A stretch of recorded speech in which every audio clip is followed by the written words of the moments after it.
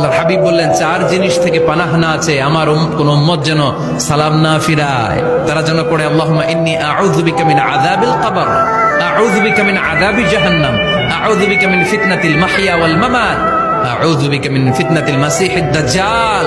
আল্লাহ কবরের আযাব থেকে বাঁচাও, আল্লাহ জাহান্নামের আগুন থেকে বাঁচাও, আল্লাহ জীবন মরণের ফিতনা থেকে বাঁচাও, আল্লাহ দাজ্জালের ফিতনা থেকে বাঁচাও। চিল্লায়ে পড়েন আমিন। নবীজি বলেছেন যে সবচেয়ে বেশি আমি যে পাপের ভয় পাই আমার উম্মতের উপরে সেটা হলো সমকামিতা, শিরক না, বেদাত না, হারাম রিজিক না, জুলুম না। সবচেয়ে বেশি আমি যে পাপের ভয় পাই আমার উম্মতের উপরে সেটা হলো কি বলেন? সমকামিতা, ছেলে ছেলের সাথে মেয়ে মেয়ের সাথে, ট্রান্সজেন্ডার।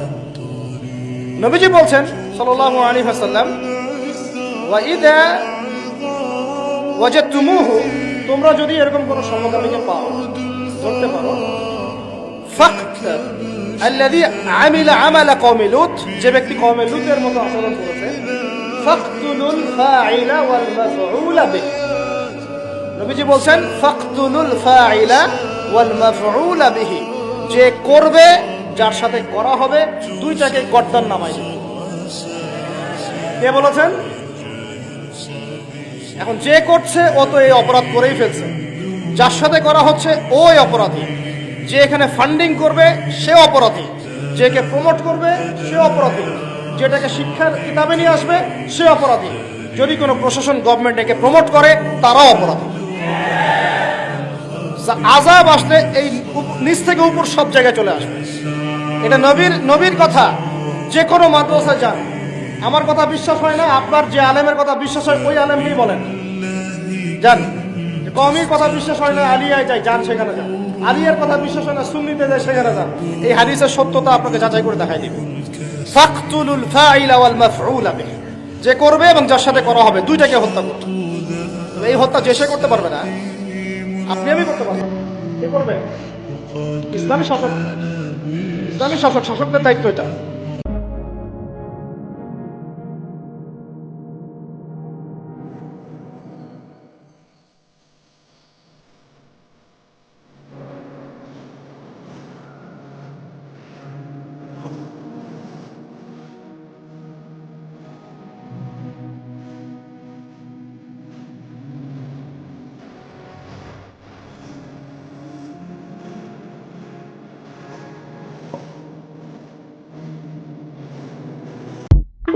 মসজিদে যাচ্ছেন, যাওয়ার সময় চুপচাপ থাকবেন।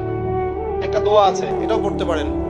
আল্লাহ নবী পড়তেন, তিনি বলতেন আল্লাহুম্মা ইজআল ফি কলবি নূরা, হে আল্লাহ আমার কলবে নূর দাও, ওয়া ফি লিসানি নূরা, আমার জবানে তুমি নূর দাও, ওয়া ফি বাসরি নূরা, আমার দৃষ্টি শক্তির মধ্যে নূর বা আলো দাও। আল্লাহুম্মা ইজআল ফি নাফসি নূরা, আল্লাহ আমার নফসের মধ্যেই তুমি নূর বা আলো দাও। একটা মানুষের জন্ম থেকে মৃত্যু পর্যন্ত যত প্রয়োজন হতে পারে সকল প্রয়োজন রাসূল সাল্লাল্লাহু আলাইহি সাল্লামের চরিত্র এবং রাসূল সাল্লাল্লাহু আলাইহি সাল্লামের জীবনী থেকে পাওয়া যাবে।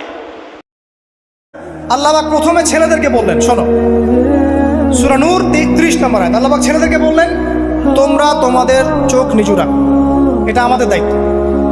প্রত্যেকটা ছেলের দায়িত্ব বেগানা মেয়েকে দেখলে চোখটা কি করবে? নিচু করবে। তাহলে আপনি সিডিউসড হবেন, এক কথা।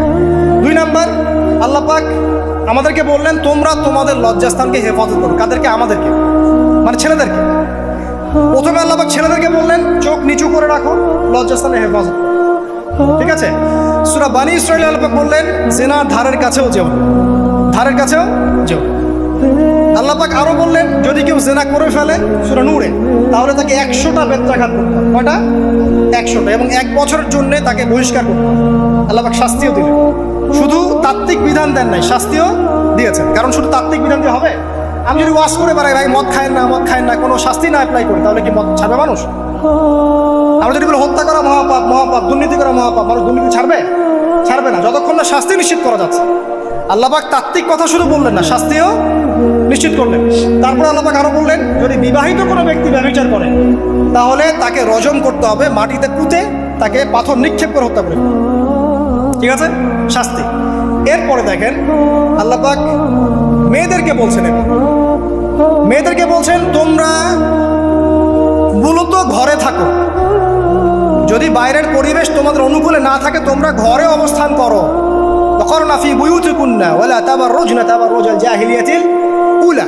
তোমরা মূলত ঘরে থাকো, জাহিলি যুগে মেয়েরা যেভাবে নিজেদেরকে প্রদর্শন করে বেড়াতো এই কাজটা তোমরা করো না। যদি করো তাহলে সমাজে বেহায়াপনা ফায়সা বেড়ে যাবে, তোমরা নিজেরাই ক্ষতিগ্রস্ত হবে, যেটা ওরা হচ্ছে এখন।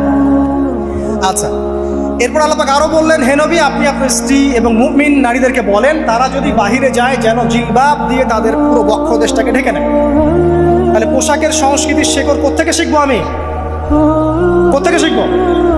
আল্লাহ পাক কর্তৃক নাজিলকৃত সর্বশেষ ঐশী গ্রন্থ থেকে শিখবো নাকি? যে বইয়ের মধ্যে কোনো ভুল নাই সেটাই তো আমার শেখার মাধ্যম হবে নাকি?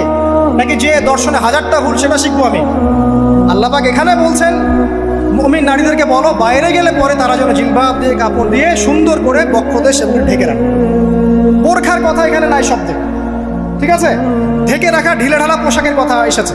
আচ্ছা আসেন, আল্লাহ পাক আরো বললেন যে তোমরা অমুক অমুক অমুক অমুক, যেমন আপনার বাবা, আপনার ভাই, আপনার এই যে সন্তান, এই যে মাহারাম যারা আছে এদের সামনে ছাড়া অন্যদের সামনে যখনই যাবে তোমরা কিন্তু হিজাব অবলম্বন। আল্লাহ পাক হিজাবের বিধান দিলেন, চক্ষু নিচু করতে বললেন, লজ্জাস্থানের হেফাজত করতে বললেন, এবং যদি এর পরেও কেউ ভুল করে ফেলে তাহলে আল্লাহ পাক শাস্তির কথা বললেন। আল্লাহ পাকের সিস্টেমটা সুন্দর হলো না? এই সিস্টেমটা নবী সাল্লাল্লাহু আলাইহি ওয়াসাল্লাম অ্যাপ্লাই করলেন, সমাজ থেকে সমস্ত জেনা ব্যভিচারের ভিত্তি উঠে চলে গেল। সুবহানাল্লাহ বলবেন না?